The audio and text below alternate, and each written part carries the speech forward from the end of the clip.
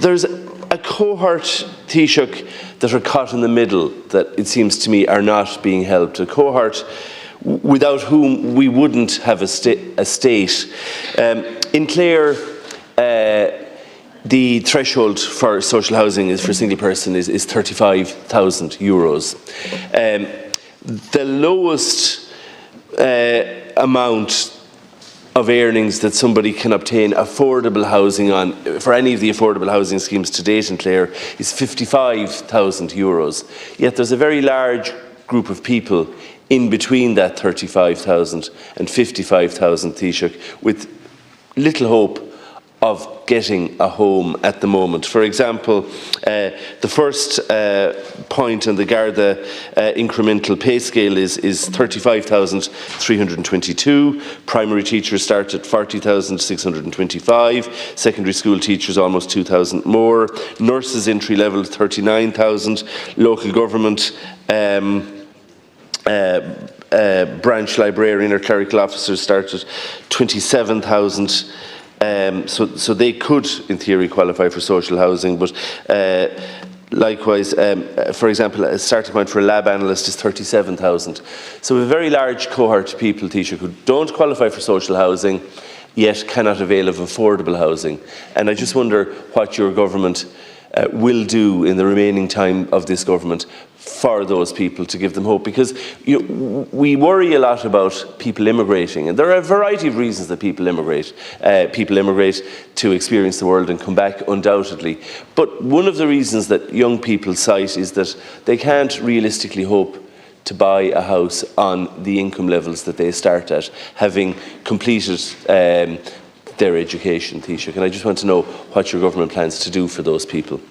You have raised a fair issue in respect, because the number of first-time buyers is also a way up in terms of the two schemes, Help to Buy and the First Home scheme, are helping a lot of people buying at different price ranges, and also in terms of the vacant housing grants going up to 50,000 and 70,000 respectively. Huge interest from people in that, which could cover some of the people in the cohort that you have referenced. About 500 first-time buyers each week are now buying their first homes. There's about 29,000 first-time buyer mortgages approved in the first 11 months of 2023. So there is increased momentum. We are going in the right direction in terms of housing supply, but we need to do more and progressively increase that up in terms of the numbers. Hopefully this year we can go higher again than that 33,000 figure. In respect of, we did increase the income threshold for local authority housing and social housing by €5,000 last year. But you have pointed out in terms of the gap between that and those who may, some of the affordable housing schemes. But I don't know whether you're factoring in the Help to Buy or the First Home scheme in relation to that. We also have the cost rental schemes, which have proven to be effective. It's a new model. Really, it's only been introduced in the last 2 years, but it's gaining traction all the time, and that results in about market rents of about 25% below the level in the market. And we will continue to innovate to see, can we enable as many people as possible who want to buy their homes to buy homes at an affordable price and within their income range bracket. I appreciate the figures you've tabled in respect of income levels, and it's quite interesting. On another debate, Defence Forces personnel, actually, given the increases that we've allocated in recent years, actually compare quite favourably with some of the starting rates that you've outlined there in terms of other sections.